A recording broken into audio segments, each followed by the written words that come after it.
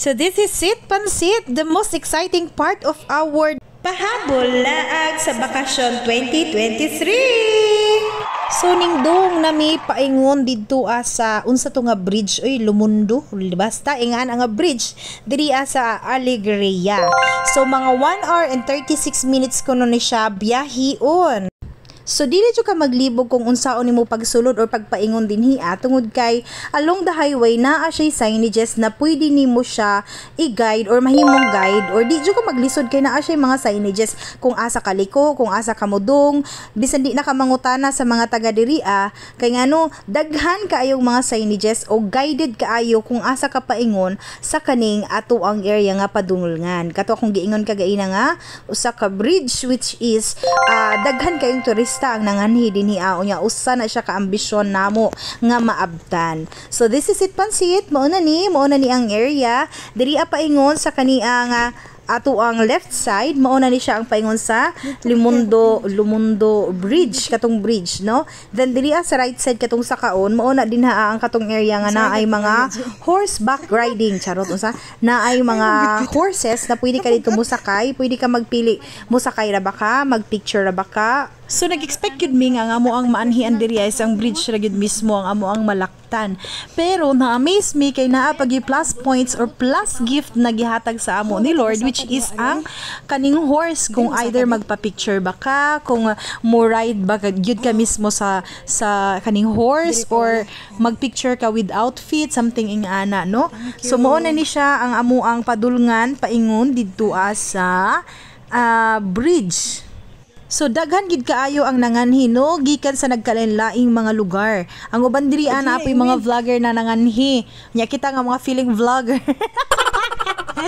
So mao na ni human namin taho didto nag-riding. So pauli na pud mi, grabe yun kasulit ang amo ang lakaw. Naara siguro mi mga 1 hour pud nagstay din kay para take picture sakay sa kuan unsa ra kana din kay ngano nagdali mi nga makauli mi mga 3 PM kinahanglan makabiyahe na mi padung didto sa Surigao City which is 1 hour man pud ang amo ang dagan kay nagmotor ra pud tuod mi. Salamat tuod kang Kuya CJ Bania na nagpahulam sa amo og motor. Thank you so much kuya. Makaingon jud ko nga grabe jud namo ka swerte karong mga panahona. Labi na sa ka-amazing ni Lord nga iyaming gitagaan og chance nga makaanhi dinhi ang dapita. Grabe kagana jud ang ambience didto as in makawala og stress. Unya gawas pa diana barato kaayo sila do. Dili mahal ang ilahang pangayo. Sa horse riding lamang o sa picture taking nakagasto ra mi og 230 adto. Then ingon akong ba nga tagaan daw kuno sila 300 ra kan dili na kuno kuanan. Di na kuno kuhaon ang sinselyo. So nag-isip ra bagid ko adto tana nga dungagan niya kay kahinomdom magkuha mo day mi kwarta. Pero kani gyud among laag is ang budget ra gyud namo is 2,000. So far na paiguan gyud tuod namo no kay kaning amo ang kaon diri sa Jabi is mga balor 600 ra ni. Then katong amo ang amazing na trip didto sa bridge ug sa katong sa horse kay nakagasto rag 300. So pila naman dayon 1,000. Then kanida yung slacks niya og kaning kuan sapatos murag worth 1,000 ra pud ni no. So per gyud kaigo ang amo ang budget nga 2,000 pesos way labot sa gasolina unya ang pamiliti pod sa lancha. Bitaw oy ang plite sa lancha kay naka-free mi.